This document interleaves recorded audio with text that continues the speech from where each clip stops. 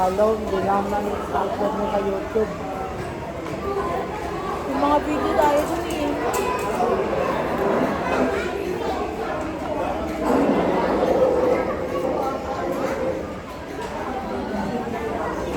Bakit ang konti ng laman? Sabi sa akin ang konti.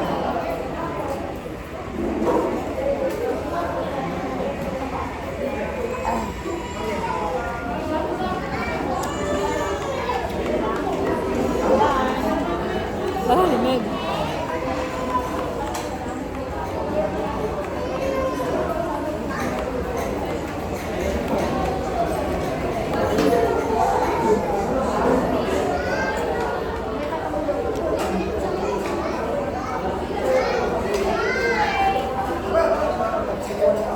Hindi ko likot-likot pa ni Mo yan. Kasi minsan, iba na nakaraan hindi ko na sa taas yung sipa niya. Kasi yung nararamdaman ko naman dito sa gilid ng puso niya. Nakauba na naman siya. Papaikot na siya. Hindi na nakaraan hindi ko na isipa yung sa taas eh. So, alam ko likot na siya. Kasi dito na naman sa gilid. Yung puso ko, umilata na naman siya.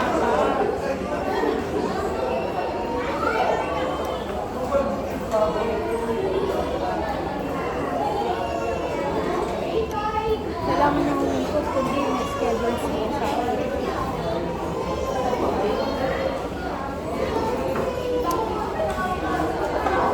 Yun ang disadvantage dyan sa Taytay. Bakit? Walang ultrasound, wala yung CAS. Hindi yan. Inaano nila yan sa labas. Hindi yung referral. Kung tama magkaano kapag alabas, ay samantalak sa 18. Nandiyan na lahat kayo doon. Eh, kung gagawin natin yung ganito. Kaya nito, yung nabudget ko sa bangka niya, nakakaon pa natin.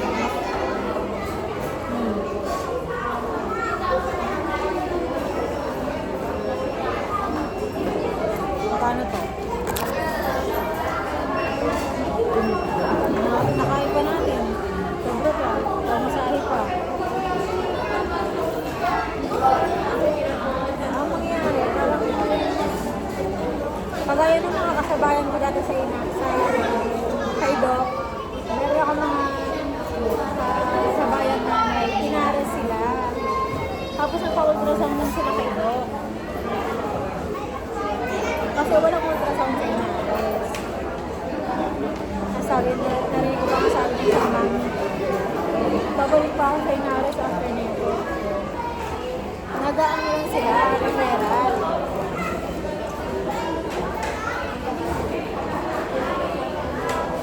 So, ganito din yung nangyayari ngayon sa akin.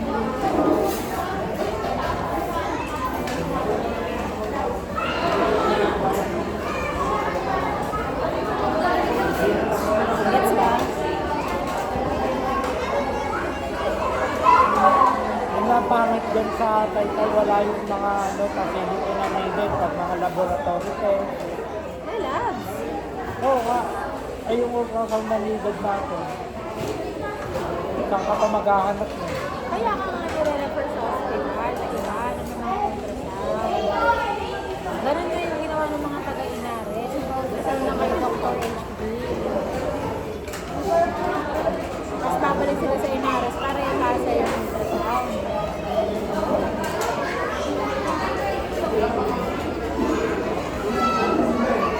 Kung practical kami, public ka pala. Diba? Practical talaga ba? Pero yung mga convenience, HB talaga tayo. Wala naman talagang ano doon kasi nandun na lahat, all in. Pero kung practical, public. Tama?